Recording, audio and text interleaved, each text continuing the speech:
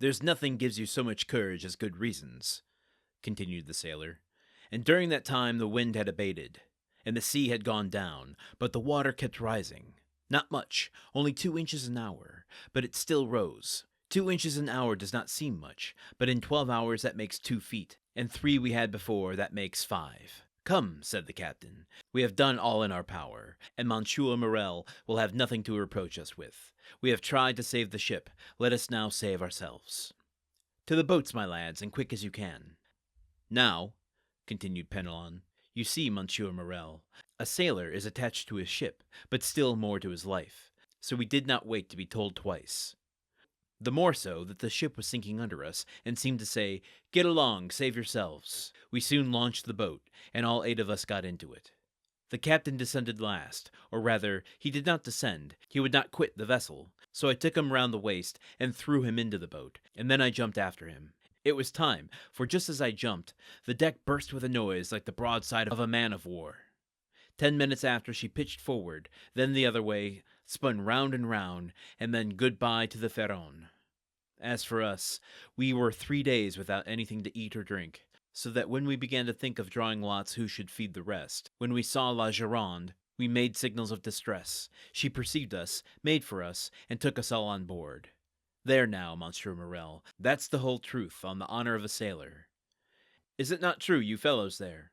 A general murmur of approbation showed that the narrator had faithfully detailed their misfortunes and sufferings. Did Penelon just allude to the fact that they were about to resort to cannibalism there when he says that, as for us who were 3 days without anything to eat or drink, so that we began to think of drawing lots who should feed the rest? I'm not sure how to interpret that, but I mean, because if they're without food and water, then how are they going to feed the rest if not through giving up their body to feed everyone else? Oh my God, that is dark. Sorry, I don't mean to laugh at that. That's just not something I expected to read in this. And 3 days, I guess they're stranded in this little boat. Like, you ever see the Hitchcock film Lifeboat? I see just the entire ship of this crew. I guess it's like 8 men or so, including the captain, stranded in this little ship without food or water. How many days do you go before you start to consider cannibalism? Especially sailors who are used to being on the sea. I don't know. Luckily, I've never been in a situation like that, so I haven't had to determine it. I would imagine, considering my appetite, you go half a day without promise of food and water, and I'm likely to start looking at anybody like like they're a juicy steak.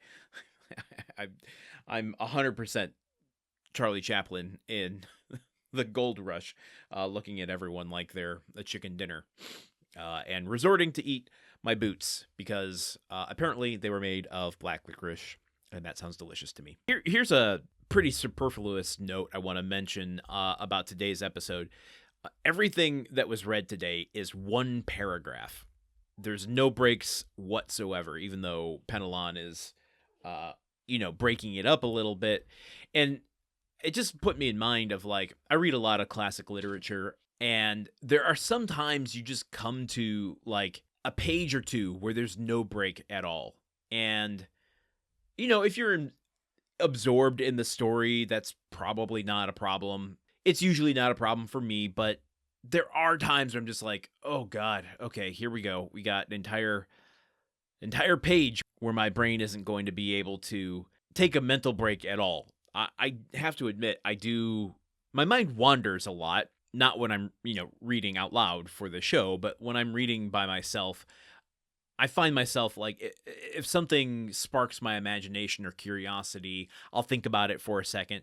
And when you get these really long passages without any kind of paragraph break, it's hard for me to hook back in because I tend to lose sight of where I am on the page. But anyway, Penelon finishes out his story about the sinking of the Pharaon, and I don't see why we would have any reason to doubt him. Curious how Morel is going to react to this.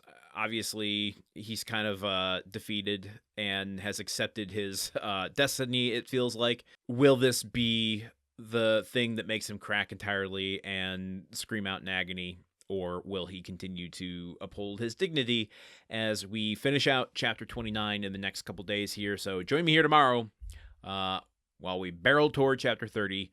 Until then, okay, goodbye.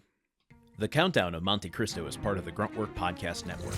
This show is produced, edited, and hosted by Landon Solano. The original text of The Count of Monte Cristo by Alexander Dumas. Theme song by Magic Solo. If you want to support the show and others like it, visit patreon.com/gruntworkpod. Thank you for listening. See you tomorrow.